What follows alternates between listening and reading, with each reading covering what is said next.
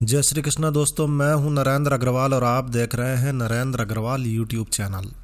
तो दोस्तों, हर व्यक्ति के जीवन में उतार और चढ़ाव तो चलता ही रहता है।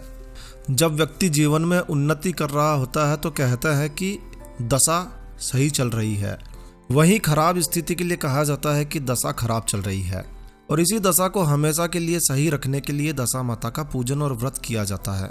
वैसे दशा माता का पूजन और व्रत राजस्थान के समेत वर्ती राज्यों में, गुजरात इत्यादि में ज़्यादा किया जाता है, मगर अब ये पूरे देश में मनाया जाने लगा है।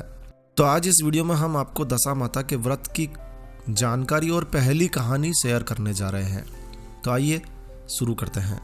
तो दशा माता का पूजन व्रत चैत्र मास के कृष्ण पक्ष की दशमी के दिन किया जाता है। जी हाँ, लेकिन यह पूजन होली के दूसरे दिन से ही शुरू हो जाता है।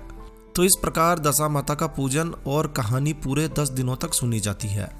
दशा माता के पूजन के लिए स्त्रियां सुबह जल्दी ही स्नान इत्यादि से निवृत्त होकर पूजा सामग्री के साथ दशा माता का पूजन करती है।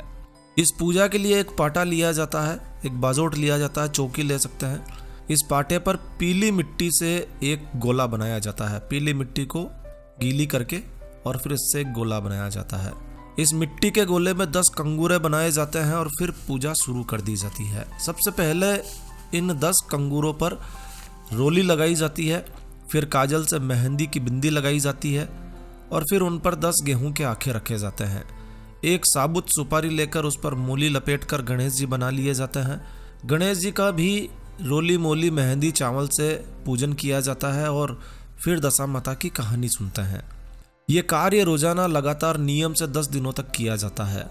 इस पूजा की सबसे खास बात यह है कि जो सूत की कुकड़ी और हल्दी की गांठ होलिका दहन के समय दिखाई जाती है, उसी कुकड़ी को इस पूजा में काम में लिया जाता है। 10 दिन कहानी सुनकर पूजन कर आखिरी दिन अंतिम दिन 10 तार का डोरा बनाया जाता है और उस डोरे पर 10 गांठें लगाकर अंतिम दिन की कहानी सुनने के बाद इसे गले में धारण कर लिया जाता है और फिर इसे अगली दशा माता व्रत तक पहने रहते हैं और फिर नया डोरा बनाकर पूजन कर दूसरा सूत का डोरा पहनते हैं। अंतिम दिन दशा माता का व्रत रखा जाता है और एक समय ही भोजन किया जाता है। तो ये थी सरल पूजा विधि और इसके बाद में हम सुनाते हैं आपको पूजा की कहानी। तो पहली कहानी इस प्रकार है। चैत्र के महीने में कृष्ण पक्ष की अंधेरी रात में एक ब्राह्मण नगरी में सूत की कुकड़ी के बने डोरे दे रहा था। उस राज्य की, उस नगरी की रानी महल के झरोके में बैठी हुई थी। रानी ने दासी से कहा कि उस ब्राह्मण को बुलाकर पूछो कि वो नगरी में किस बात का डोरा दे रहा है। दासी ने उस ब्राह्मण को बुलाया और उससे पूछा, क्या बात है भाई, किस बात का डोरा दे रहे हो? तो ब्राह्मण बोला, चैत्र कृष्ण पक्ष की अष्टमी तिथि को दशा माता का व्रत है और इसीलिए दशा माता व्रत का डोरा नगरी में दे रहा हूँ।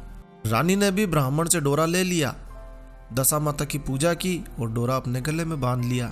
उस नगर का राजा भ्रमण के लिए गया हुआ था। जब नगर भ्रमण से वापस आया तो उसने देखा कि रानी के गले में कच्चे सूत का डोरा देखकर राजा कुछ नाराज हो गया। नाराज होकर उसने रानी से पूछा, ये गले में सूत का डोरा क्यों पहन रखा है? अपने तो शाही ठाट बाट हैं, सोना चांदी पहनो, ये क्या?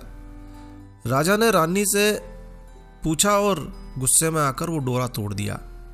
रानी डोरे को पानी में घोलकर पी गई। उसी दिन से राजा रानी की दशा खराब आ गई। राजा ने सोचा इस खराब दशा में अब इस राज्य में रहना उचित नहीं है, तो उसने सोचा कि चलो देश छोड़कर कहीं और चलते हैं। तो राजा देश छोड़कर निकल गया। उस नगरी में कोई काम करेंगे तो उसे अच्छा नहीं लगेगा, ऐसा सोचकर वो नगरी से बाहर चला गया। राजा और रानी दोनों ने देश छोड़ दिया और निकल पड़े। अब राजा वहां से अपने मित्र के पास पहुंचा। वहां पर राजा को एक कमरा सोने के लिए दिया गया। उस कमरे में एक खूंटी पर 9 करोड़ का हार लटका हुआ था। रात्रि में उस हार को मोरनी का चित्र उस दीवार पर बना हुआ था, वो निगल गया। प्रातः राजा उठा तो उसने अपने मित्र से बोला कि मैं यहाँ नहीं रहूंगा क्योंकि मोरनी हार निकल गई है और हमारा नाम आएगा, और ऐसा सोचकर वो वहां से निकल लिए। राजा के मित्र की औरत बोली कि तुम्हारा मित्र ऐसा आया जो मेरा हार चुरा कर ले गया। फिर मित्र ने अपनी औरत से कहा कि ऐसी कोई बात नहीं है, उसकी दशा, उसकी स्थिति अभी खराब है, तो हो सकता है कि वो ले गया हो। राजा आगे बढ़ा, आगे गया तो रास्ते में उसकी बहन का गांव आया। तो वो विश्राम करने के लिए उस गांव की सरोवर की पाल पर बैठ गया। उस गांव में उसकी बहन की दासी ने उनको वहाँ देख लिया। तो उसने वहाँ जाकर रानी को बोला, उसकी बहन को बोला कि आपके भैया भाभी सरोवर की पाल पर बैठे हैं। बहन ने पूछा, अच्छा किस हाल में, कैसे हाल में बैठे हैं? तो दासी ने कहा, हाल तो अच्छे नहीं लग रहे हैं, फटे हाल में ही हैं। तो बहन बोली कि उन्हें बोलना कि वो वहीं रुके, मैं वहीं जाती हूँ। रानी दासी के साथ वहीं भोजन लेकर गई। भाई ने भोजन किया, लेकिन भाभी ने खड्डा खोदकर उस भोजन को वहीं गाड़ दिया। आगे एक गांव आया तो राजा रानी दोनों बगीचे में जाकर बैठ गए, लेकिन ये क्या, उनके बैठते ही बगीचा सूख गया। जब माली ने ये देखा तो उसने दोनों को धमका के डरा के भगा दिया कि तुम कैसे लोग आए हो, तुम्हारे बैठने से बगीचा सूख गया, अब सुगनी हो तुम, निकल जाओ यहाँ से। भगा दिया। राजा रानी आगे गए। एक नगरी में विवाह चल रहा था, विवाह का कार्यक्रम चल रहा था। कुमार कुमारिन चंवरी ले रहे थे। राजा और रानी बोले, हम भी चलें। इतना सा बोला और उसके हाथ से चंवरी गिरकर छूट गई। आगे आए तो रानी के पीहर का गांव आया। वे कुएं पर जाकर बैठ गई। वहां पर रानी के पीहर की दासी पानी भरने आई थी। रानी ने उससे कहा कि तेरे राजा से पूछ कर आ कि हमें काम पर रखेंगे क्या, लेकिन मेरी एक शर्त है, मैं झूठे बर्तन नहीं मांजूंगी और बाकी सारे काम कर दूंगी। ऐसा ही दासी ने जाकर राजा को बोल दिया कि एक महिला और उसका पति काम मांग रहे हैं, लेकिन उन्होंने शर्त भी बताई है। रानी ने बोला, ठीक है, उन्हें बुला ला और कोई काम दे देंगे, 2 काम नहीं करेंगे तो कोई बात नहीं। अब वो दोनों पति पत्नी आ गए। राजा को यानी कि पति को घोड़े के देखरेख का काम दे दिया गया और पत्नी को रसोई घर में काम के लिए रख लिया गया। रानी ने जब उनका नाम पूछा तो वो बोली दमड़ी है। दमड़ी रानी वहाँ रहने लगी, यानी कि जो रानी थी जिसके ऊपर दशा खराब आई थी उसने अपना नाम दमड़ी बताया। तो दमड़ी वहाँ रहने लगी और मन लगाकर काम करने लगी। फिर से चैत्र का महीना आया। होली के बाद दमड़ी ने रानी से कहा, आप मुझे कुछ सामान दे दीजिए, मुझे जंगल में जाकर दशा माता का पूजन करना है। रानी ने सूत की कुकड़ी, हल्दी की गांठ, रोली मोली, मेहंदी, काजल सब सामान लेकर पूरे श्रद्धा भाव से, पूरे मन से दशा माता की पूजा की। दशा माता का डोरा लिया, व्रत किया और एक समय भोजन किया। जब दमड़ी रानी वापस महल में आई तो दमड़ी ने सिर धोया तो उसके सिर में पद्म था। उसकी माँ की आंखों से आंसू गिरने लगे, क्योंकि वो अपनी माँ के यहीं पर ही नौकरी कर रही थी। तो दमड़ी बोली, ये क्या हुआ? रानी बोली, ऐसा ही पद्म मेरी लड़की के सिर पर भी था, अब ना जाने वो कहाँ है, किस हालत में है, कुछ पता नहीं। उसकी याद में मुझे आंसू आ गए। इतने में दमड़ी बोली, माँ मैं तेरी ही बेटी हूँ और वो जो घोड़ों की रखवाली कर रहे हैं वो तुम्हारे जवाई हैं। माँ बोली, तूने ये रूप क्यों छिपाया?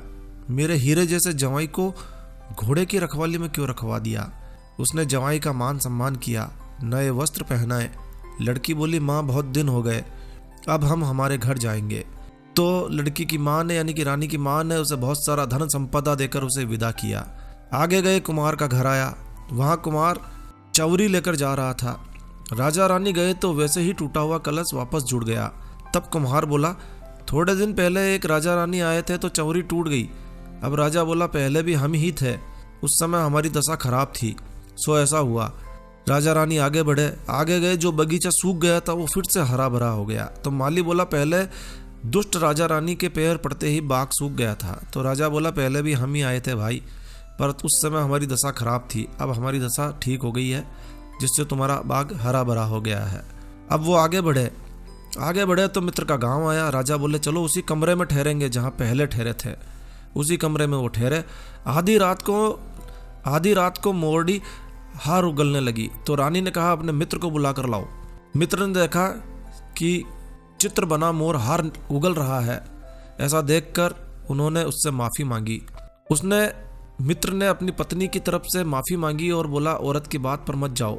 आगे जाकर देखा तो बहन का गांव आया। दासी पानी भरने आई थी। रानी को जाकर कहा कि आपके भैया भाभी आए हैं, उनकी हालत भी अच्छी है। तब बहन वहाँ आई और बोली, भाभी घर चलो। तो भाभी बोली, नहीं भाई साहब, हम तो आपके घर नहीं चलेंगे, आपको शर्म आएगी। भाभी ने खड्डा खोदा तो वहाँ सोने के चक्र निकले। बहन ने भाई की आरती उतारी। भाई ने सोने के चक्र बहन को दे दिए और अपने नगर में आए। वहाँ की प्रजा अत्यंत प्रसन्न हो गई। सारे गांव में राजा रानी का स्वागत किया गया।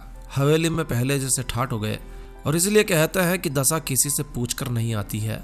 हे दशा माता, जैसी आपने राजा की अच्छी दशा की, वैसे ही हम सब पर अपनी कृपा बनाए रखना। प्रेम से बोलिए, दशा माता की जय हो। तो ये थी दशा माता की पहली कहानी। आशा है ये कहानी आपको अच्छी लगी होगी, ये वीडियो आपको अच्छा लगा होगा, ये जानकारी आपको अच्छी लगी होगी। तो दोस्तों यह वीडियो, यह जानकारी आपको अच्छी लगी हो, यूज़फुल लगी हो तो कृपया लाइक के बटन पर ज़रूर क्लिक कीजिए।